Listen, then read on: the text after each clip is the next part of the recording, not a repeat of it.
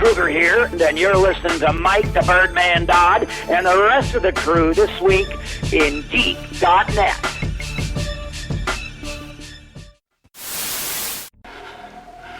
Why do you eat people? Not people. Brains. Brains only. Yes. Why? The pain. What about the pain? The pain of being dead. I can feel myself rot. Eating brains. How does that make you feel? It makes the pain go away.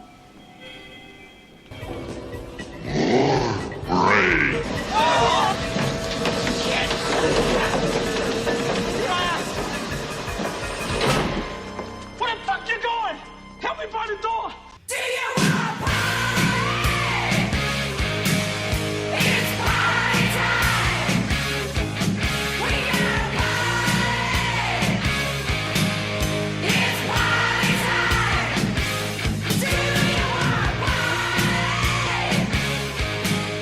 It's pie time! Dr. Banner, belted by gamma rays. Brainiac, what is it? Look, I just want some pants. A decent pair of pants. Big man in a suit of armor. Take that off. What are you? Genius, billionaire, playboy, philanthropist. It's morphin' time! Put an ad on the front page. Cash money for a picture of Spider-Man. He doesn't want to be famous, and I'll make him infamous. My spider senses are starting to tingle. Fabulous secret powers were revealed to me the day I held aloft my magic sword and said, "It's clobbering time."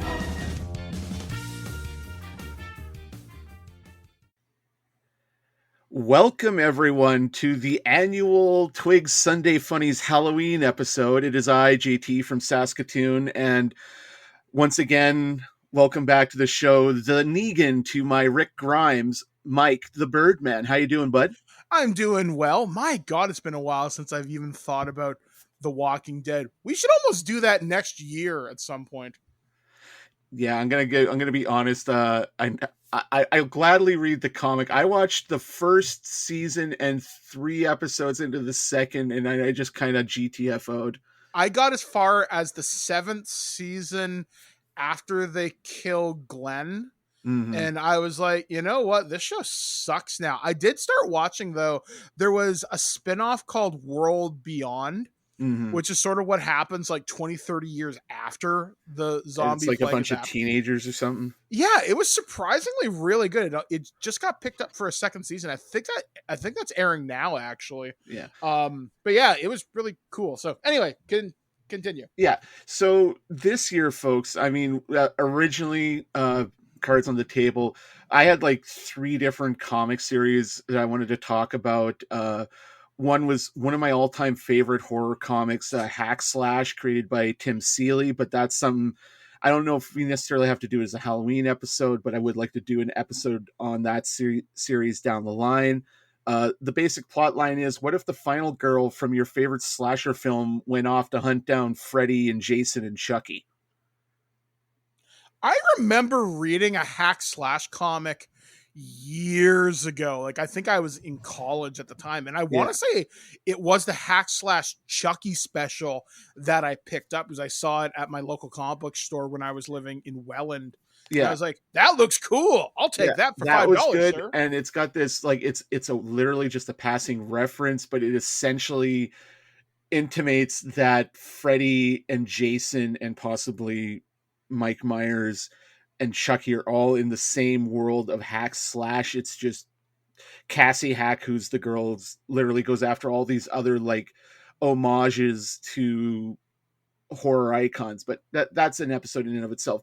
And I was going to say Ghostbusters because we both love Ghostbusters, but today we are going to talk about the Marvel zombies. Now, I don't know what your history is with like zombie media, Mike. My first zombie movie ever was the original Return of the Living Dead. And it wasn't so much the gore or seeing Leanna Quigley strip down naked as trash and dance on a tombstone. And I was like, I like this. I don't know why, but I like this because I was all 6 or 7 when I saw that movie. It's the score. It's like this John Carpenter-esque 80s synth is all hell score that it just had this foreboding sense of dread, which somehow was worse than watching the Tarman devour people. Now, going forward from that, I saw, Return of the Living Dead 2, Return of the Living Dead 3 with the hot redheaded zombie chick. I clearly have a particular Her kink. name is Melinda Clarke. Do you realize that's Priest from Spawn? It's Priest from Spawn, and was it Mistress Jessica or something she was a recurring character on CSI Vegas. Crime Scene Investigation, because they never actually called it CSI Vegas until they brought the series back like a month ago. So I've always been kind of a fan. It's my particular thing. Like I can't not look at it, but I don't want to look at it because it's the whole idea of body horror with zombies and that's particular monsters. It's not a deal breaker. It's just, I don't want to look at that. So, like, what's kind of your basis with zombies? It's kind of weird because I think back to my childhood, and I grew up the street down from Marshall McLuhan's son, Michael, and he had a couple of sons. So I went down to their house, and I can't remember precisely the circumstances of this, but the kids were asleep and they hadn't gotten up yet. And I was, that rambunctious, like 7-year-old, like, can I just hang out until they wake up? They're like, yeah, sure. So they had this giant TV and all these VHSs, and I randomly picked one. And the one I picked was Night of the Living Dead. And the original one from 1968. And I'm watching it, I'm thinking, holy shit, this is weird and awesome. And I really, really, really, really enjoyed it. And then many years later, I remember my grandmother took me to Florida to Disney World, which I don't remember very much of at all, but I remember this memory specifically. We were in the hotel room in Florida. We were near Panama City, and it was raining one night. And this is when Return of the Living Dead 2 was really picking up its ad campaign.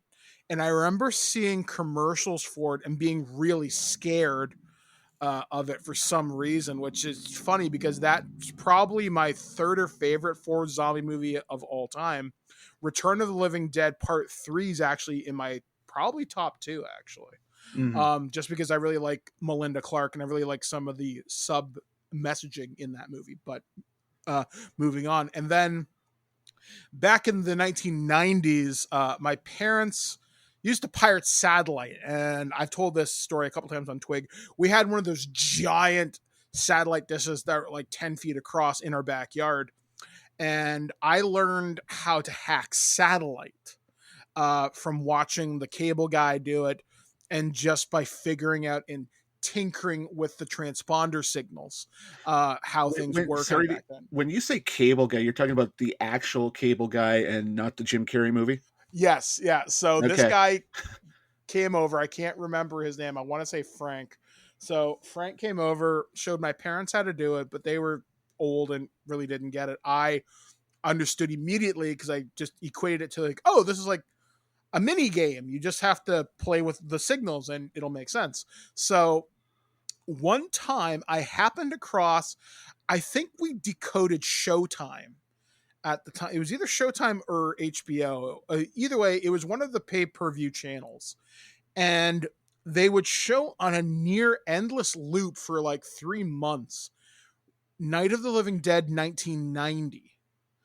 With Patricia Tallman and Tony Todd. And I was like, holy shit, what is this? And I thought for years I was the only person who ever saw this because whenever I mentioned Night of the Living Dead, everybody thought I was talking about the black and white one.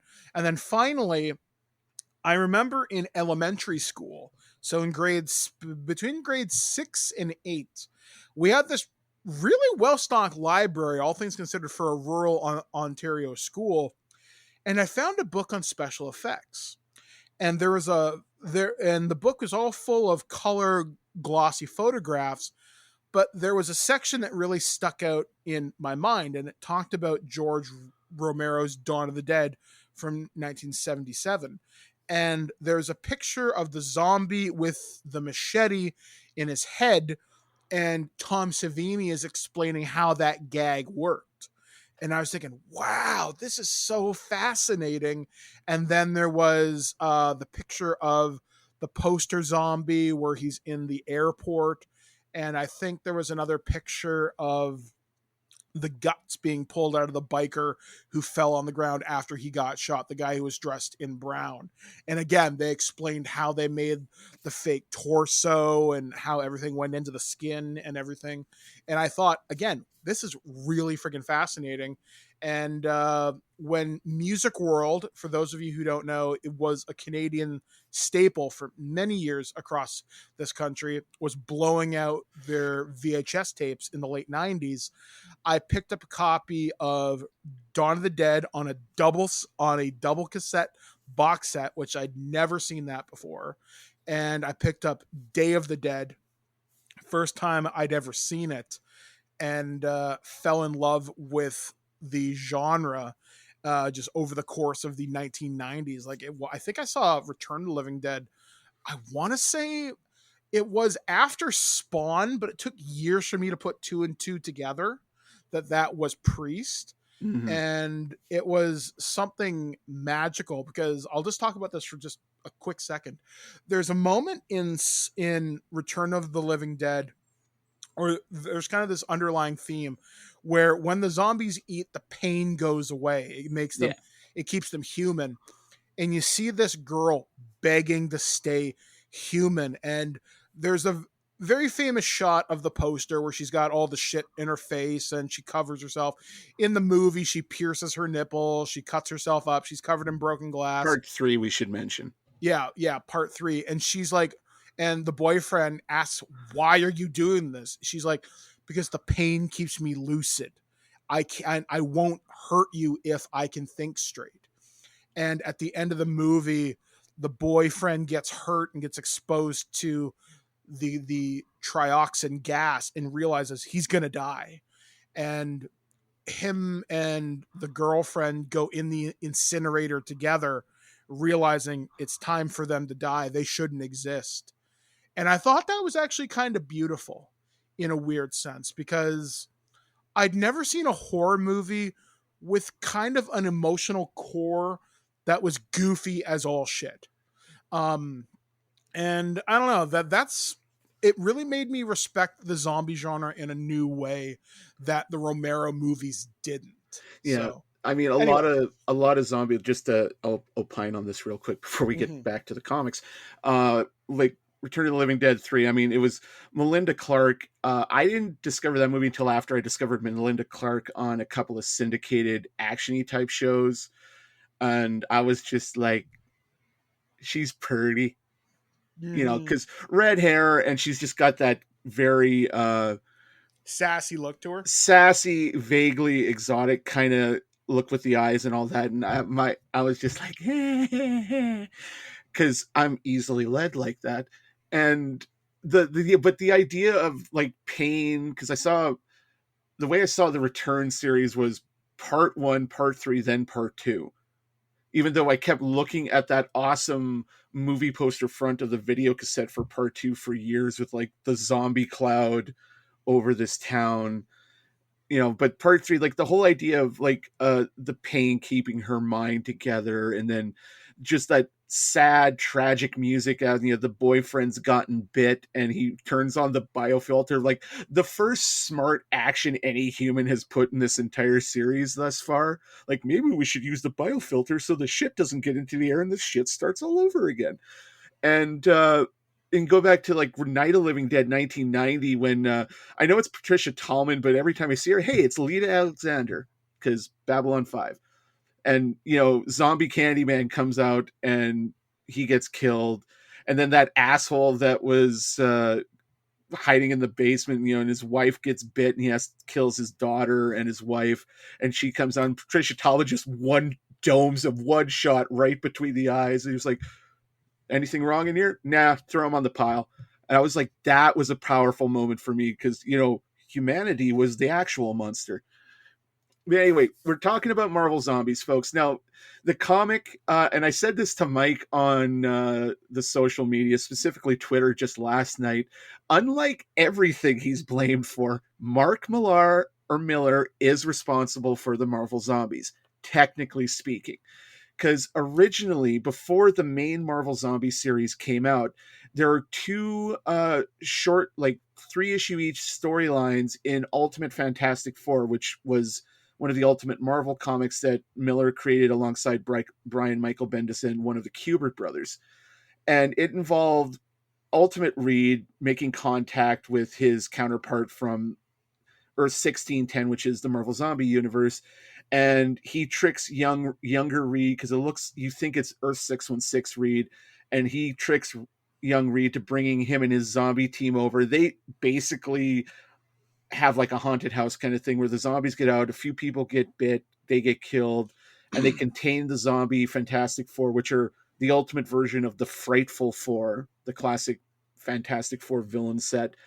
And that was in the title or storyline crossover. And then Frightful, which happened about 6 or 7 issues later, they get out of their cell, are contained within the Baxter building, and are eventually defeated by Ultimate Doctor Doom, he of the acid puke and metal goat legs.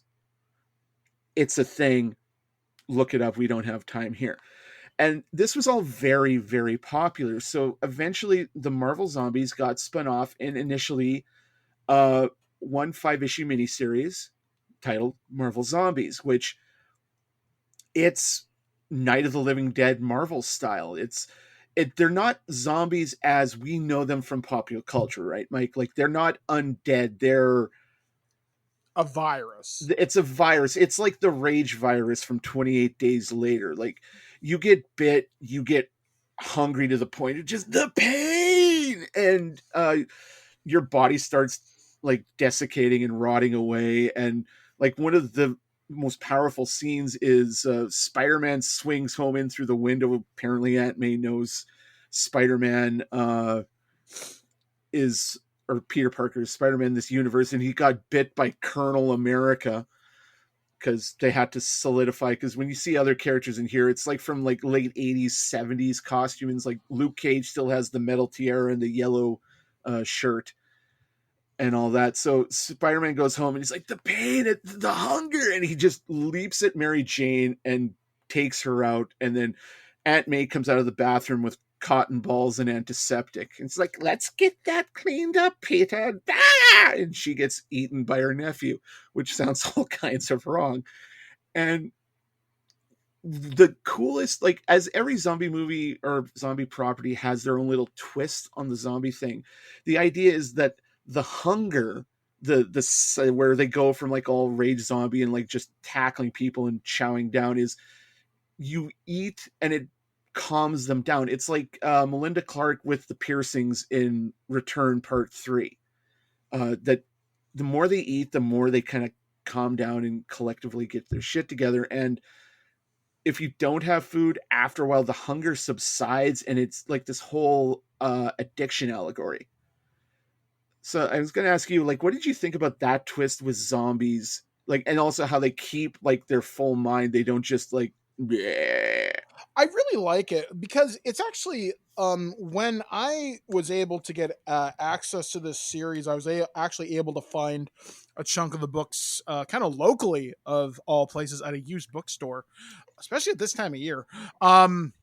I actually bought, it was a Marvel Zombies one-shot, and it was called Dead Days, which was kind of like a one-shot that set up the events just before Marvel Zombies #1 had happened. It showed how the infection started, how some of the heroes were initially bit, and what happened. And the one that always caught my eye was Spider-Man, because he's really the core of a chunk of this story. He's the one who feels the worst about everything that's happened because he kills Aunt May and kills Mary Jane, and immediately he feels remorse. And then I think it's in Marvel Zombies too. He's sitting down with Luke Cage after a big event happens and they're talking about going back to Earth, which I guess we'll explain the storyline later. But he says something along the lines to Luke, or sorry, Luke says something to him. He's like, why do you wear that mask? It's not like we exactly need to worry about supervillains or identities anymore. We all know who you are, Petey. And he's like, I do it because I can't look myself in the mirror. I see the horrible things we've done. I've seen the terrible things we're going to do. And I crack jokes and wear the mask because it helps me forget for just a few seconds that I'm this horrible monster. And he's like, I get that. I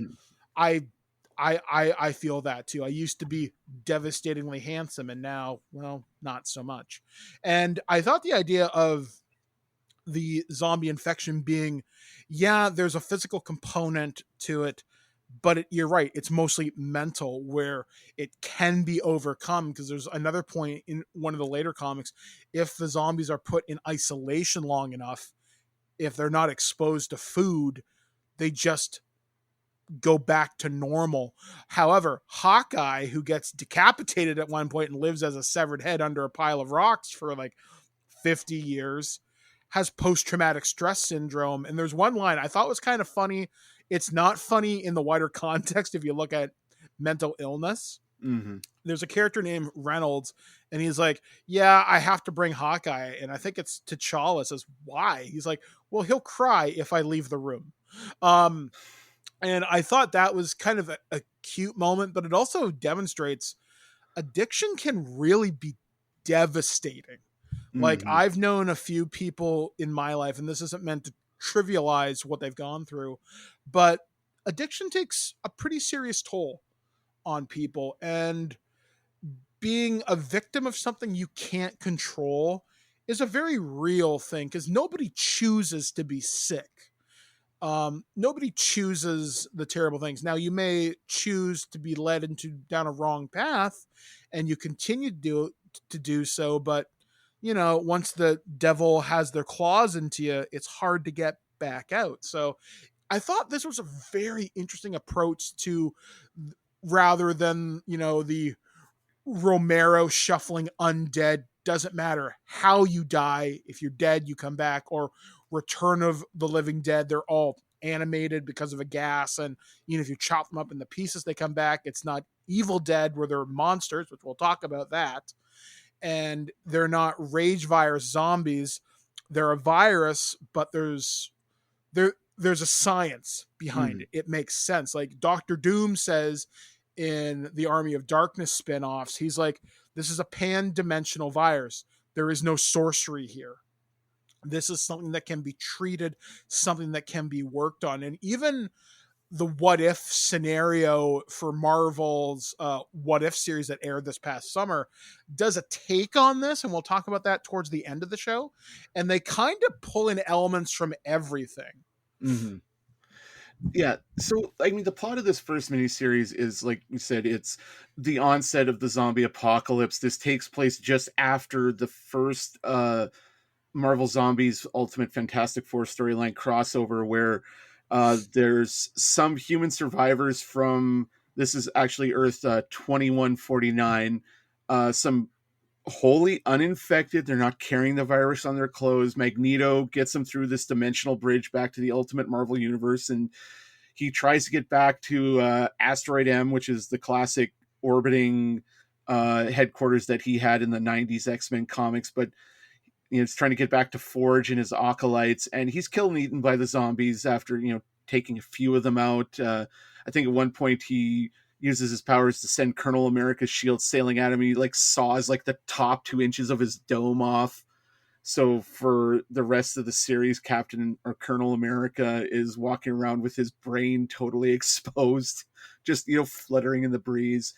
And it's, the series follows, you know, the acolytes and Forge and you know, Black Panthers. They're trying to figure out a way to, you know, survive the zombies and deal with this. And then the goddamn Silver Surfer shows up. And I'm just like, oh, this isn't going to end well. Because you know what follows in the wake of the Silver Surfer, don't you, Mike? Yeah, he's the herald of the world devourer Galactus. And you can guess it doesn't go very well for the Silver Man look like candy. Yeah. And literally you got...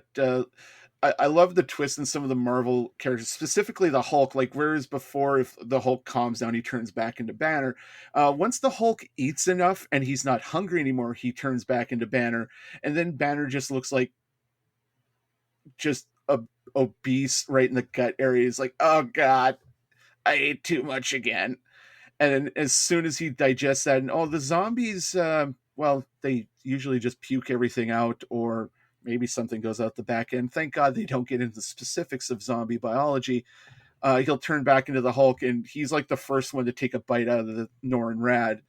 And yeah, so they find out after eating the Surfer, not only do they get the power cosmic, since they don't actually digest anything, they can literally just pull the mouthful of Surfer out of their guts and swallow it again, and that'll like repower them up, but it's not as powerful as it was before. Again, going back to the whole addiction angle. And eventually Zombie Wasp, like Janet Van Dyne, gets beheaded. Yeah. And she becomes like a head in a jar, like Futurama. Pardon me. And eventually Black Panther deduces from this that the hunger is more psychological than physical. Like, the virus doesn't make you physically hungry. It just cranks your whatever it is in your brain that is like, I could really go for a sandwich right now, to past 11. So Galactus arrives on Earth, and the zombies don't have a chance. And eventually he is taken down. It's a war of attrition. You know, there are several zombified supervillains. Red Skull like literally plucks Colonel America's brain out of his head, and he's dead now. So by the end of it, Giant Man, Hulk, Iron Man, Luke Cage, Spider-Man, Wolverine go off into the universe as zombie Galacti. And like, they are now, it's not Galactus is coming, the Galactus is coming. And, you know, we see like Black Panther, the Acolytes, and Wasp, they try to rebuild society on Earth. Now, overall, like, I love how they end this series and the second Marvel series with literally the end ? Which is a classic sci-fi trope from out of like 50s atomic era B movies, where literally like the original Steve McQueen Blob ends with them dropping the blob into the Arctic waste because it can't stand the cold, and it goes the end, and it morphs into a ? Like, will it escape? Will this happen again? We don't know. So what did you think of this first volume overall? I thought it was gimmicky, but it made sense because it pulled from so many different classic things. Like, there's stuff from the 90s with Asteroid M. There's stuff from the 60s with the coming of the Silver Surfer. I mean, they even recreate that famous cover from the Fantastic Four where the Silver Surfer appears above the city and they're all kind of looking up at him, and he's like, Herald, the power of the Galactus comes, or whatever. And there are so many cameos from so many unexpected villains. There's like a Mole Man in there. I saw a Sabretooth. There's a bunch of heroes I never thought I'd see. There's like Sunfire. There's just, if you're willing to pick through the panels, I was reading through it last night, and I really wanted to take pictures with my phone and send them to you, JT, and say, who the hell is that? Because, like, this Marvel Zombies, if it does anything right, it's a wonderful treat for Easter egg hunters. There's a lot of really cool little hidden things in there. Plus, the dialogue, it's definitely not Marvel 616. Some of the costuming is more reference to their 1960s costumes or later. Like, Iron Man's costume is not the ultimate version. It's closer to the 1960s shellhead version, I would say. Mm-hmm. And Colonel America makes reference to that, how he was the president, though he didn't serve a full term, stuff like that. There's just so many things that make you want to know more about this particular universe. And you see even other characters are carrying out scores during this time where they probably shouldn't be worrying about shit. Like Magneto makes sense because he is the last mutant survivor. He essentially does save the world by destroying that dimensional transporter thing. And there's one line that I love from him. He's like, "You forget I am surrounded by metal and concrete. I am the master of magnetism. Do you think you can defeat me?" And then Ant-Man watches the Hulk bite his head off or something. And he's like, "Yeah, I think it's a pretty safe bet you're going to lose here." And then they rip Magneto apart. Yeah. And I was like, holy shit, there are so many good moments in this. But it's weird. I hear people don't like this series. Which, on one hand, that's fair, because not everyone's like other thing. But I quote my favorite Ben Kenobi Star Wars meme, "And you're welcome to your wrong opinion." Yeah, I mean, I think seen through a different lens. I mean, yes, it's gory. Yes, it's violent. And it has a very distinctive art style, which does evolve in Marvel Zombies Volume 2. It's less muted, I would say, but there's still a lot of deep browns and a lot of earthy tones to it. And the art, like specifically the inking, like written, these first two volumes of Marvel Zombies and Marvel Zombies 2 written by Robert Kirkman. Gee, I wonder what he's done with his life. Yeah. And art done by Sean Phillips. And I will say Sean Phillips' art it's a little tighter, specifically with the line work and the inking in the second volume, which we'll get into here shortly. Now, I love this. Like I'm very picky about my zombie media. Because like I do love horror movies and creatures of the night and all that. Thusly why I like when we went into the second comic we're going to talk about, which isn't Marvel Zombies 2, but it's another franchise that is near and dear to both of our hearts, and that's Marvel Zombies versus the Army of Darkness. Now, we should say that Marvel Zombies, another huge factor, not just the Ultimate Fantastic Four story arcs, but the fact that this was in the early aughts, or the mid-early aughts, 2005 onward, where there was just this absolute deluge, a tidal wave of zombie media. I mean, we had Zack Snyder's Dawn of the Dead remake. This was only 2 or 3 years removed from Romero's Land of the Dead, which has that great line by the late Dennis Hopper, "Zombies, man, they really creep me out." And this is also around the time that Dynamite Entertainment had the license. I believe they still do have the license. I'd have to double check that for Evil Dead and the Army of Darkness comic books.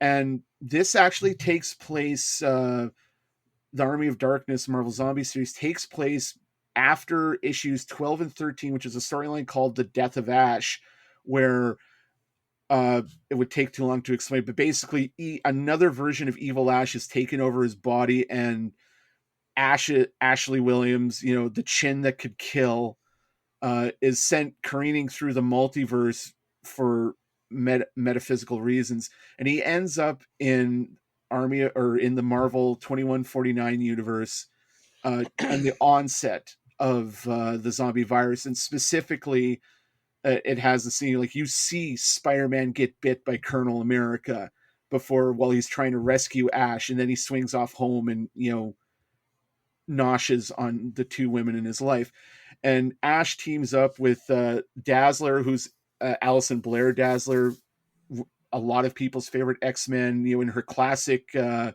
Kiss makeup and low-cut disco era bell-bottom suit, which leaves little to the imagination. And if you're men like us, we're just like, hey.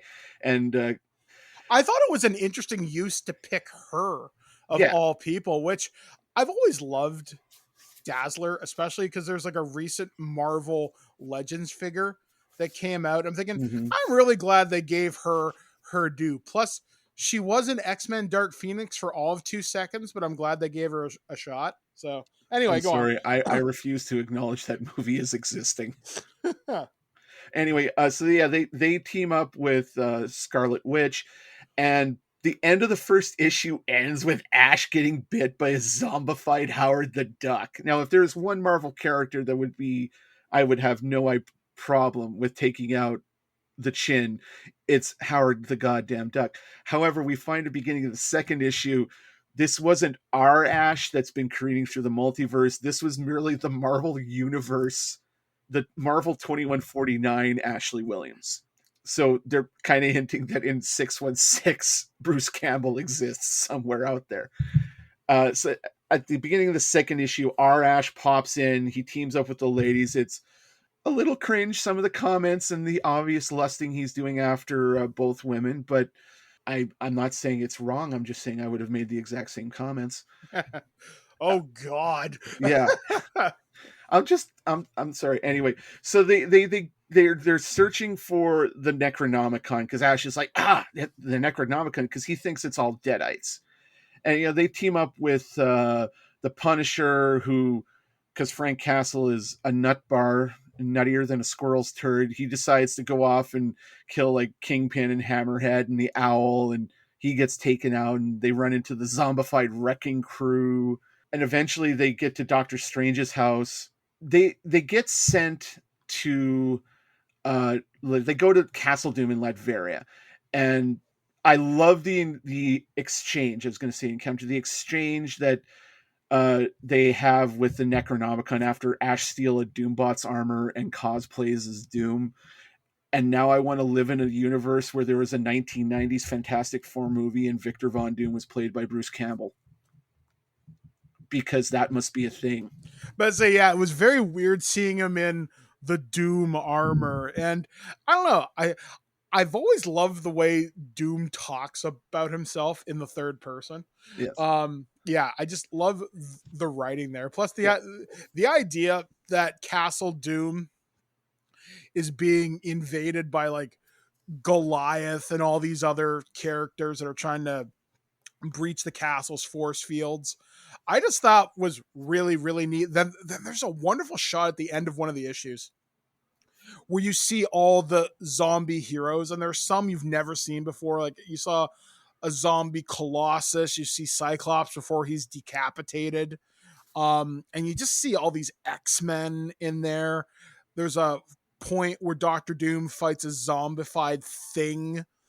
I don't know. There were so many great moments. One of the strongest things about this series is the way Ash's dialogue is written. It sounds like Bruce Campbell. Like you could hear the intonations. There's one point where Dr. Doom says, "If you call me Tin Pants or Domo Arigato, Mr. Roboto, one more time," or something like that. There's just the fact that Doom would say something like that is astounding for one.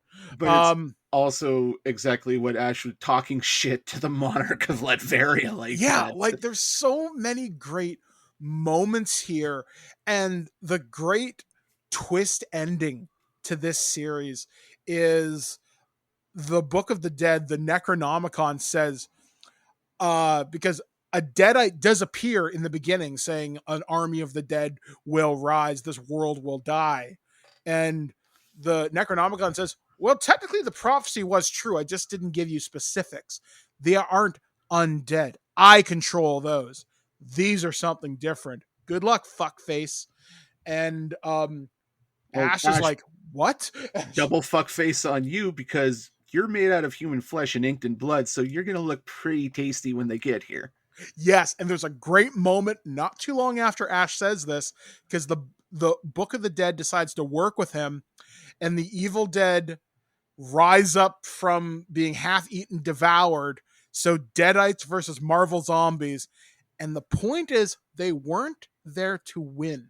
They were there to distract, while Dr. Doom activates the other dimensional transporter that he'd stolen from Reed Richards before everything went to shit, and he got as many of the Latverian survivors out. Although this was deliciously dark. Oh yeah, and I love how Doom gets bit by Reed, and Reed is just because he's mad with the hunger. And this Reed in this universe, I get the sense even before the zombie virus, he was probably like 20% more asshole than he is in classic Marvel.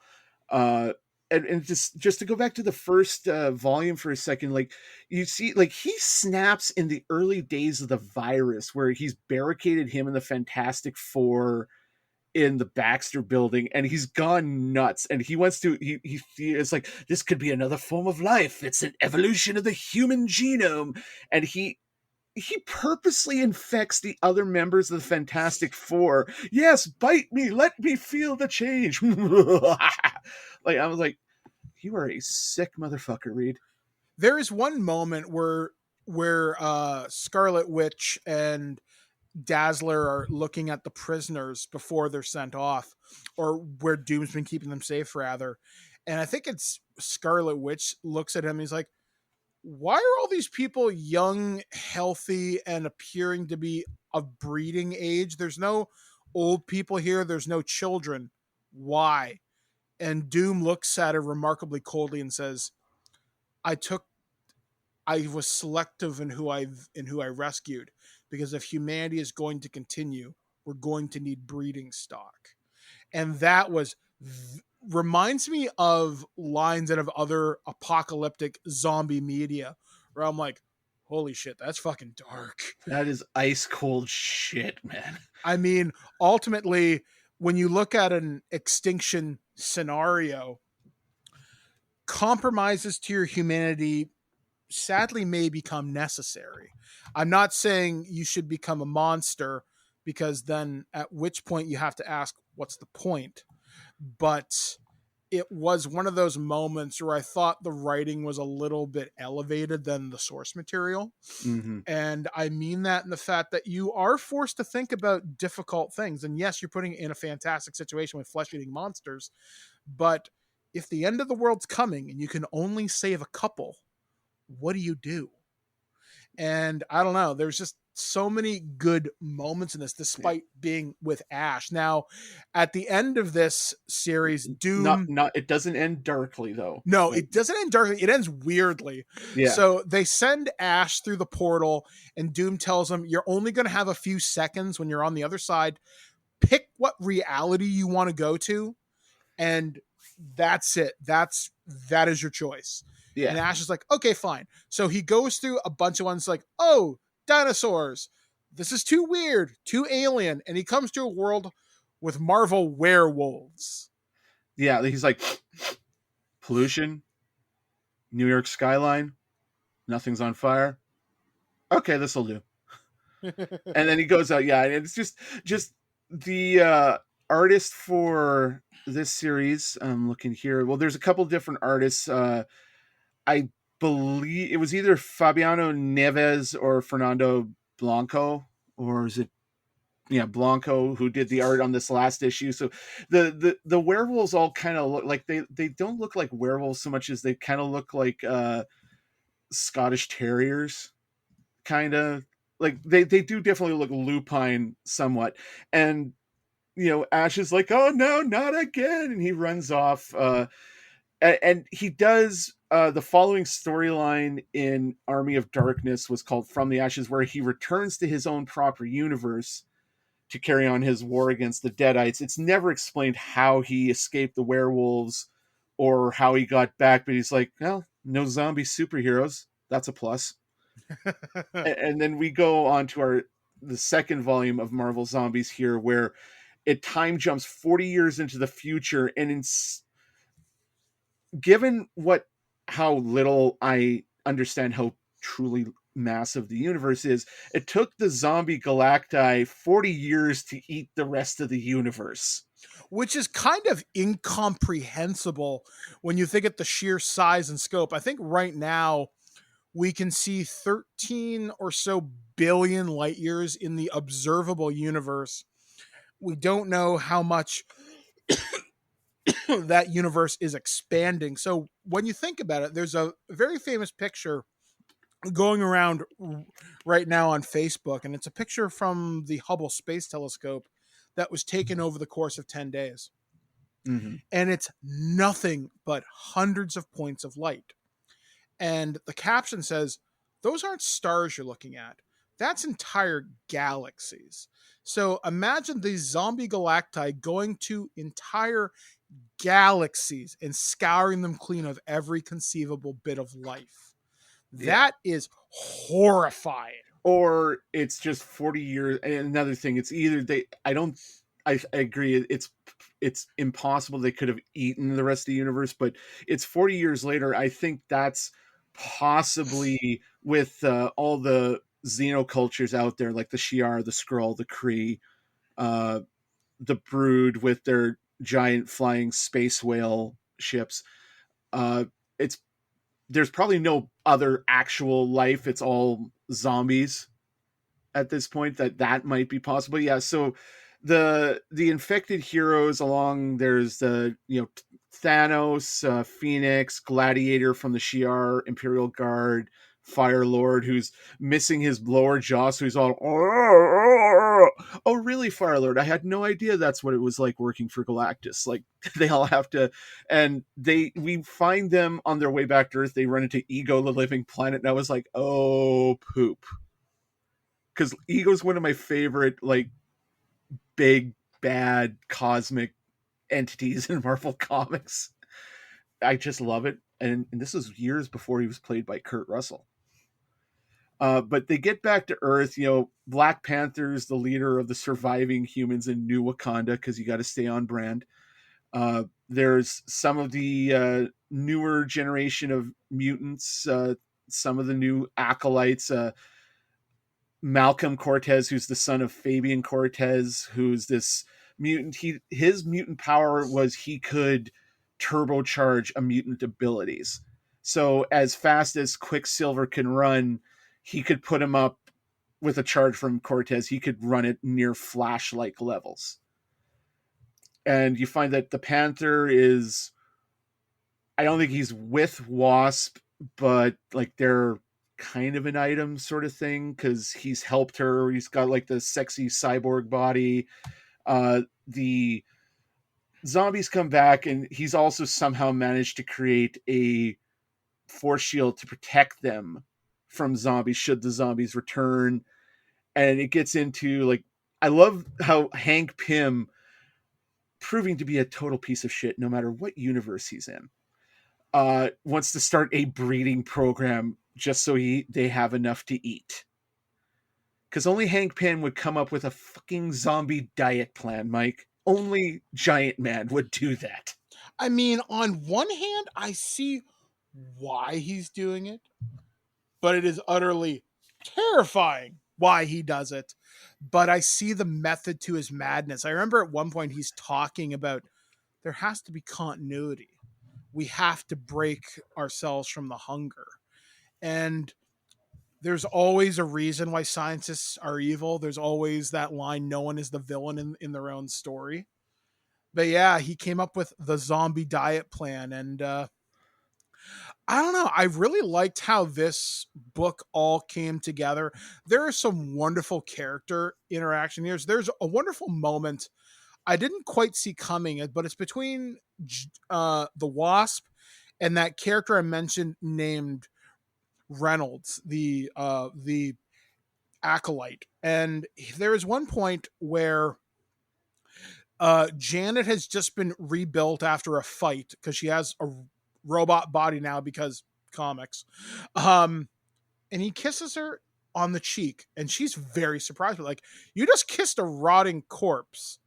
And later in the comic, she kisses him back, and he sacrifices himself to delay the Hulk long enough so they can get Banner back. And everybody realizes the depth of this sacrifice. And when Bruce comes back and he's like, you've got to kill me. If he comes back, we're all dead. And they're all like, yep, in agreement. Bang. And they kill him. And there's another moment from this too, where Spider-Man is talking again, and he makes the point is like, we can be heroes again. We can help these guys rebuild. We can be more. And there's this great 2-page spread where it shows all the heroes that have died, and it's just their gravestones, but you see the zombies that are now, I guess, good guys are standing there. And that I really liked. There are some really good moments in this if you're willing to let your sense of disbelief come into full effect, I think. Mm-hmm. No, it's like there are some things that like emotional beats that really like kind of bummed me out. Like you see in the first volume of Marvel Zombies where Hank had kidnapped T'Challa and was literally cutting pieces off. He's cutting a Black Panther steak off a piece at a time. Like T'Challa's missing one leg and like an arm at one point. And he gets attacked by an assassin in Marvel Zombies 2. And in order to save his life, again, going back to the addiction thing, Janet, like the Wasp, has to throw away her sobriety in order to save his life because she has to bite him. And as soon as that happens, she's like full on zombie again. And he's like, oh God, what have I done? What have I done? And T'Challa, rises and he's like, you can help me finish eating this fool. And given that it's T'Challa and this dude's got backup plans on backup plans, he's kind of gets it together and deals with his hunger like a lot quicker than most people do when they turn to zombies in this universe. And he leads the defense of New Wakanda against the returning Galactus zombies. At one point they get into a fight with the zombies at the end. Forge goes into battle wearing like the original like version 1 gray Iron Man armor, which was so cool to see. Yeah, but he's just like repulsoring zombies left and right. And eventually, after it all comes out, or when all comes to an end, like there are several of the zombie heroes are dead. The zombies, like you said, that they're working with the humans, and you find out that Malcolm Cortez, which I think that Reynolds thing is just it's a, what's the word I'm looking for? Mistake in the wiki article. I think that's supposed to be Malcolm Cortez, like the son of Fabian. He realizes he reveals that he sabotaged the dimensional transporter because of sending humans away. Because he doesn't want to leave this world. He wants to live like a savage in this apocalyptic wasteland. And he gets rid of the zombies. He just dumps them in another alternate universe and like possibly has killed Forge. And it's like he's literally raising his arms in the last panel, raising his arms to the reader. There's someone else's problem now. And it has that the end question mark. And this goes back to Night of the Living Dead 1990, where it's that super downer of an ending.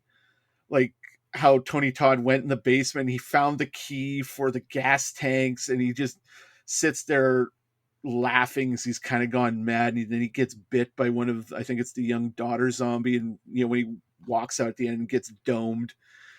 And then the dad comes out and Patricia Tallman domes him. And it's just this downer of an ending, but I kind of didn't want it to end any other way. Like this zombie stories are, unless it's that dumbass romantic zombie movie with Nicholas Holt. Yeah, like Warm Bodies. Yeah. Which again I thought was an interesting idea, but I've never seen it. Yeah. I just like, nope. Not that I think it's bad, just not gonna watch that. But yeah, it ends, and I really, like I said, I love the downer ending, but I don't love the downer ending. But what did you think of the ending of Marvel Zombies 2? I liked it. I liked the fact that if the series ended here, I would have been fine with it. Mm-hmm. But it kept going, which is fine because ultimately people were craving this sort of media for so long. So I'm not surprised Marvel kept it going. I think it went all the way to 5 volumes, and I never read anything beyond volumes 1, 2, and Army of Darkness and Dead Days. Yeah, there are sundry spin-offs and one-shots, just Marvel Zombies. If you look at put the link in the chat here, because you really have to see the absolute bucket list of stuff that's come out like this. I'm sorry, I realized I never sent those links to you in the first place. Oh, oops, behind the scenes, folks. But yeah, there are the core storyline goes from Ultimate Fantastic Four through Marvel Zombies 1 and 2, Army of Darkness, 3, 4, 5, and Marvel Zombies Return. Because as you mentioned earlier, there in Marvel Zombies Return, you find out what caused the zombie apocalypse in 2149 was a zombified sentry crash lands on Earth and bites somebody, and we're off to the races. Now, the Sentry, for those don't know, he's a Superman of the Marvel Universe who was the result of in an effort to recreate the Super Soldier Serum. They create the Sentry Serum, which is like the power of 1,000,000 exploding suns, they call it. And then Rob Reynolds, who's a crackhead, breaks into this lab and drinks it because it's shiny and it's probably going to get him high, and it turns him into the Sentry, who also, because he's got was it dissociative identity disorder, like he's got voices in his head. He's the Sentry, and then he also becomes the Void, who's like the evil opposite version. For every good deed, for every puppy that Sentry saves, the Void will kill a family. Mm-hmm. And so he crash lands, bites somebody, we're off to the races. But by the end of Marvel Zombies Return, where they've gone to an almost exact copy of 616, which is 91-126, the zombies are there again, and they try to eat the Watcher, who's revealed to be the Watchers in this universe have basically evolved to being non-corporeal energy beings, and he sends the Sentry of his reality back to 2149 and basically creating a paradoxical time loop so that the zombies will never go anywhere between these two universes. Now, you also have a couple of them before this happened affects the main Marvel universe, which is the focus of the storyline of Marvel Zombies 3 through 4. Also gives me one of my favorite Deadpool spin-offs, Headpool. Yeah. Which is literally, imagine Deadpool with like an actual working propeller beanie for a hat, and you're about there. And what I love about that second volume, or that second part, like where we're in Earth 616, you meet Armor, which is like an alternate reality based version of Shield. Like all they deal is with alternate reality bullshit. And it sees the return of the Midnight Suns, which is, as I've said before, one of my favorite concepts from Marvel 1990s comics, where Morbius the Living Vampire is working for Armor, except he's been replaced by the zombie version of Morpheus from 2149.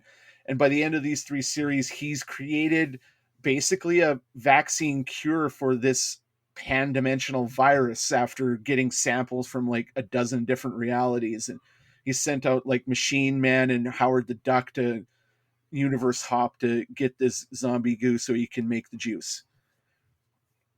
Now, I can certainly set you up with some of that stuff, Mike, if you ever want to get into it. It's a lot of fun. It's a lot safer in terms of your emotions aren't going to be flatlined the way they may have been during these first 2 series.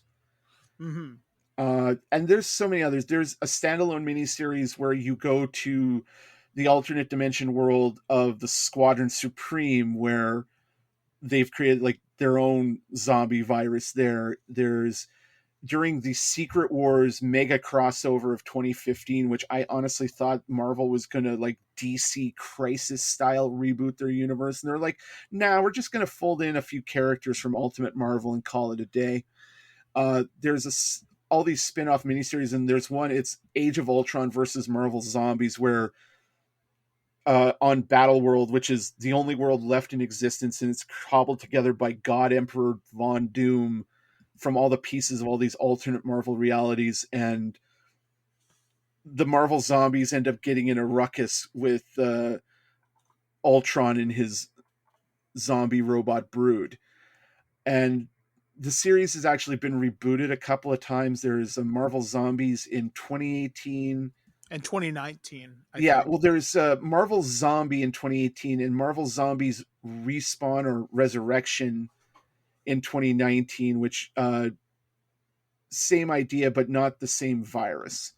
So there's sundry other stuff out there. And as you mentioned in the What If animated series, we have a Marvel Zombies episode.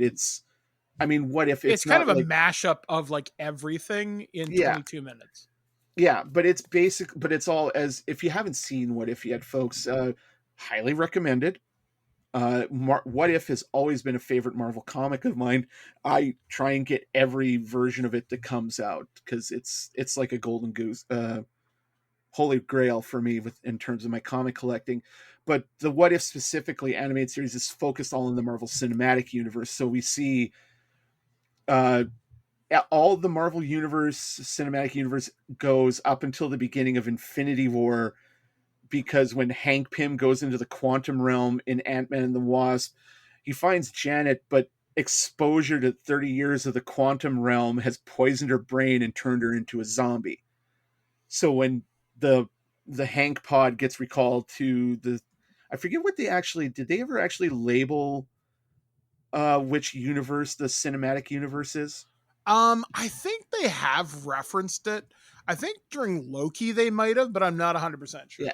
So it comes, Janet and Hank come back and they infect the Marvel universe, and we have that episode, and we even get a reference to zombie Janet head in a jar, where in the episode we got what zombie Happy does become a zombie, but he's voiced by oh god, what's the actor that plays Happy in the movies? Jon Favreau. Yeah, it's voiced by Jon Favreau. We got Sharon Carter, Bucky, Bruce Banner, Tom Holland, Spider-Man, even though it's not Tom Holland, but the voice actor does a really good job. But that's voice. A really good sound alike. Yeah. And you see where the Avengers go in to save the day, and the first one infected is Steve Rogers because he's got that exposed neck, and Hank Pym shrunk down to, the size of an ant. And it doesn't take much. Like when Reed Richards infected the Fantastic Four back in Volume 1, it's literally like you wouldn't even felt the pinprick. So you see it's Paul Rudd voicing Ant-Man. He's like, "Hey guys, I'm back." And you find out the power of the mind gem in Vision's head can like cure the zombie virus.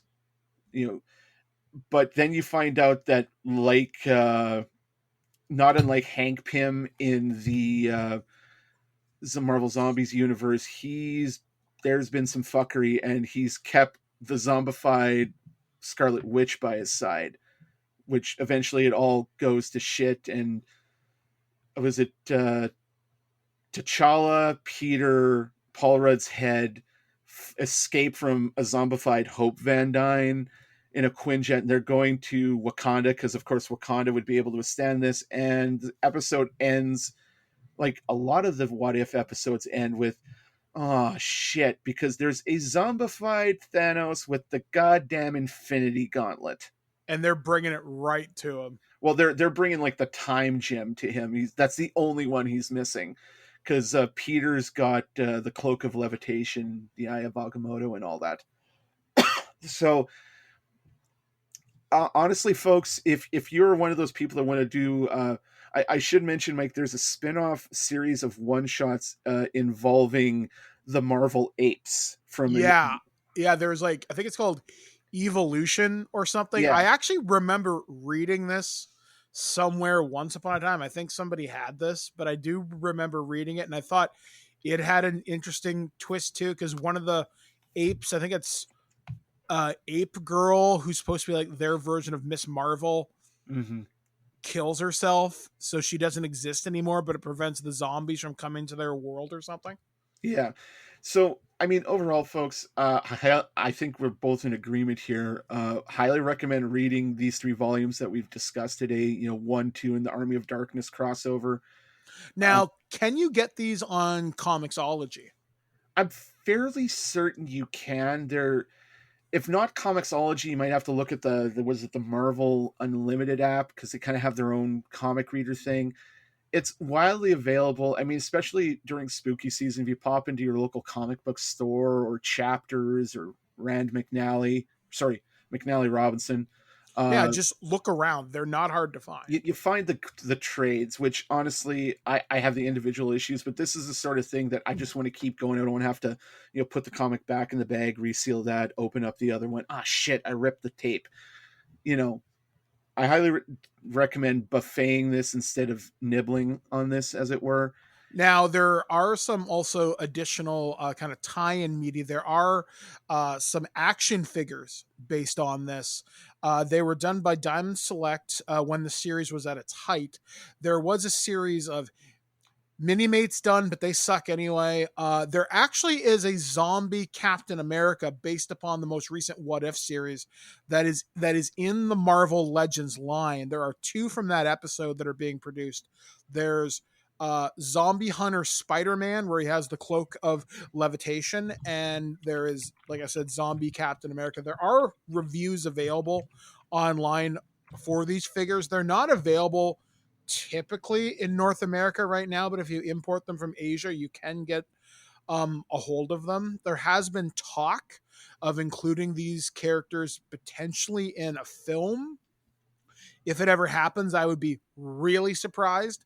But the fact that Disney took the risk on What If, I think there's a market for it. If they're willing to do R-rated Deadpool, I think if they did their own version of Marvel Zombies, I think it would also be a smash hit.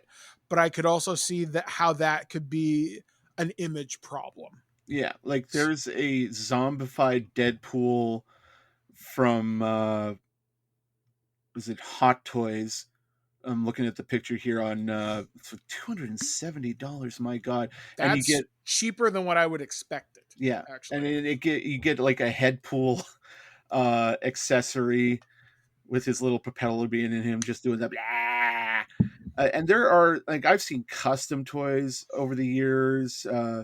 Like there's Marvel Zombies Mini-Mates. I've seen customized what do you call them, Funko Pops. Actually, I think there are official Marvel Zombies Funko Pops. Actually, I'm almost 90% sure of that. Oh, I'm probably. It's just like I've seen like literally like actually customized. You can tell from looking at it that because it's quite a bit bigger and there's quite a bit more kibble. Mm-hmm. One of my favorite. There's a Marvel Legends. I thought it was a legit Marvel Legends figure, but turned out it was a custom. Was a Machine Man, who figures in the back half, like 3, 4, and 5, as he's gone from being like the savior of humanity, and this is like Machine Man, Aaron Stack after the Next Wave series, where he's kind of becoming a functioning alcoholic robot who hates all flesh things, and just he basically has to be forced into becoming part of the story by his ex-wife Jocasta. And the way they bicker, it's like such a honeymooners thing. It's awesome. Yeah, I would love to get any number of these things. I do have the zombie Spider-Man on pre-order, so I'm hoping that doesn't get canceled at some point. If not, Hasbro, you've got my number. So yeah. It's been fun kind of talking about these. Sorry we didn't do one for Shang-Chi and Venom. However, those both come out on Blu-ray 4K next month, so that's the plan. Plus, we also have Hawkeye coming out next month as well. We'll probably do something year-end because the show does take a month hiatus from from December 12th till at least the second week of January, so stay tuned for that. So next month, we'll talk about the movies we missed, actually. So I guess, JT, it's time for us to get into our zombie-proof bunker, hide from Colonel America, hope that Magneto bought us enough time to survive. Yeah, and if you look under your bed, you'll find the boomstick that I stashed for you. Exactly. So, folks, for TWIG Sunday Funnies, I've been Mike the Birdman, throwing to your host, JT from Saskatoon. You can follow both of us on the socials. Just look for JT Saskatoon, all one word. And you can also hear me bi-weekly on the Comic Connoisseurs podcast, a little shameless plug for my other show. We just did part 2 of a series that I'm calling JT's Excellent Manga Adventures, where my co-host Ben and Red have given me some suggestions for some manga which I haven't really ever looked to in my life. The first go around I read Rising of the Shield Hero, Full Metal Alchemist, Bastard, and Hajime no Ippo, which is like this boxing manga. A lot of fun there. Only read the first couple of volumes. A few of them I'm going to keep going on. Some of them I might get back to eventually. So, thank you for listening to this edition of the Sunday Funny, folks. And just remember, if you see someone shuffling towards you and asking for brains, shoot them. Later. At no point in your rambling, incoherent response were you even close to anything that could be considered a rational thought. Thanks for listening to this episode of This Week in Geek. Hungry for more? Check out our website at thisweekingeek.net. You can subscribe to the podcast, browse our Twitter and Instagram, and leave your thoughts on today's topics. If you'd like to give us some feedback, send us an email at feedback@thisweekingeek.net. Tune in next time, and remember, lower your shields and surrender your listenership. We would be honored if you would join us. Thank you for your cooperation. Good night. Hey, Simpson, I'm feeling a mite peckish. Mind if I chew your ear? Dad, you killed the zombie Flanders. He was a zombie?